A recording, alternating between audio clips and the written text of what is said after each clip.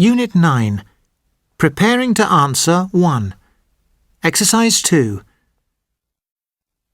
Alex is a student at university. He has handed an essay to his tutor. The tutor has read it, and now they are discussing ways the next essay he writes can be improved. First, you have some time to look at questions 21 to 25. Listen carefully to the first part of the conversation and answer questions 21 to 25. Hello, Alex. Hi. Well, I was impressed by your essay. It's certainly an improvement on the previous one. That's good news. I worked on it for a long time, and I remembered the things you told me to do in our last tutorial. I can see that you did. You've addressed most of the problems I pointed out last time. In particular, you make points clearly and then support them with evidence, as we discussed. So that aspect is all right? Definitely. But you could still do some work on the structure. All the points are good and well supported, but I didn't really sense an argument developing. It seems more a list of points. Okay, I see. As you suggested, I read some other essays and tried to use a similar technique for the structure. I thought I structured my arguments better this time too. I was quite pleased with the results. Well, it's an improvement on your previous work, and this is still only the first term. I'm not expecting perfection at this stage, and there are one or two other small things you could look at. You still give your opinions in a way which is too personal. It's okay to say what you think, but it should be a supported argument, not just a sentence beginning with, "in my opinion." You did that 3 or 4 times. So I shouldn't do that? No, not in formal academic writing. You should always write in a more impersonal style than that.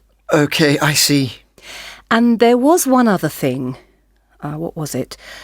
Oh yes, the length of the paragraphs. They're too long. In the second paragraph, for example, you make 2 main points, and it should be 2 shorter paragraphs. Okay, yes, I can see now that should be 2 paragraphs. I'll be more careful about that next time. Good. It's not a difficult thing, really. I'm sure you'll get the hang of it soon enough. Is there a maximum number of words for 1 paragraph? Interesting question.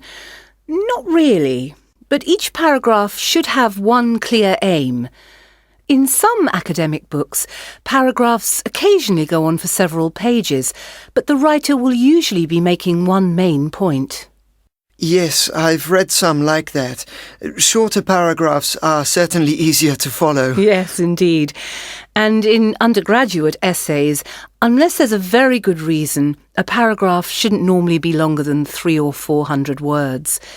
If you find one has come out much longer than that, see if you can find a way to divide it into 2. Okay, I understand. I'll remember that for next time. Before you hear the rest of the conversation, you have some time to look at questions 26 to 30. Now listen and answer questions 26 to 30.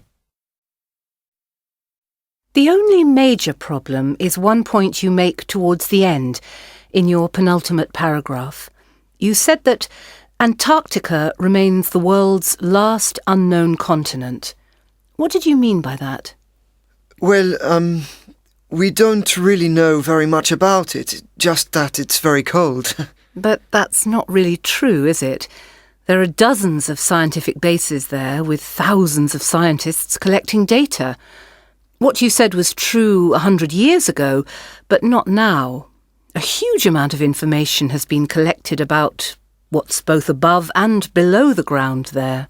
Yes, I hadn't really thought about that. I know, for example, a company called Eskom has been exploring for oil and minerals there. I read about it recently. Well, that's true, but it's not really what I was thinking of. Mostly, there's been a lot of research into climate change, some of it done by this university, in fact. Some regions there have been studied in much more detail in that respect than most places in Europe and America. Yes, of course. I hadn't really forgotten about the scientific exploration angle.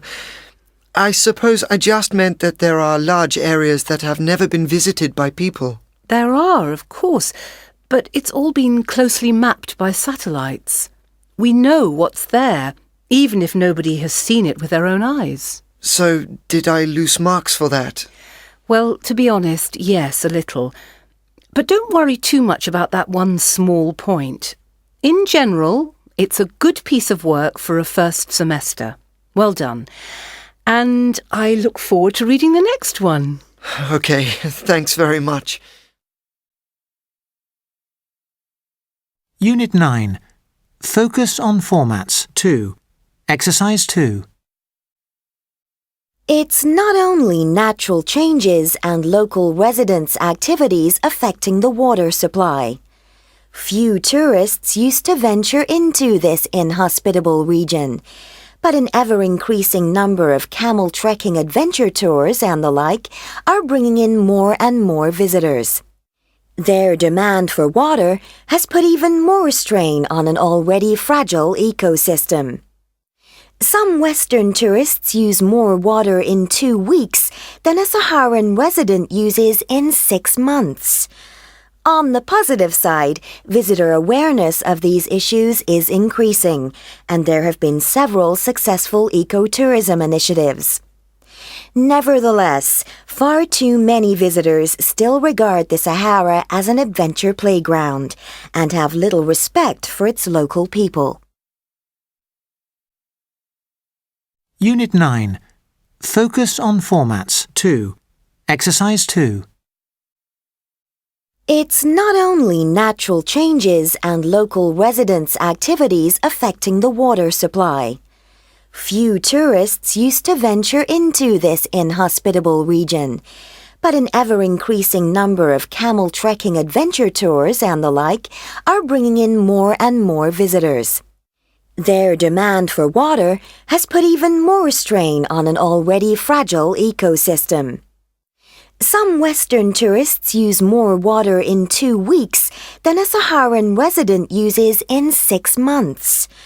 On the positive side, visitor awareness of these issues is increasing, and there have been several successful ecotourism initiatives. Nevertheless, far too many visitors still regard the Sahara as an adventure playground and have little respect for its local people.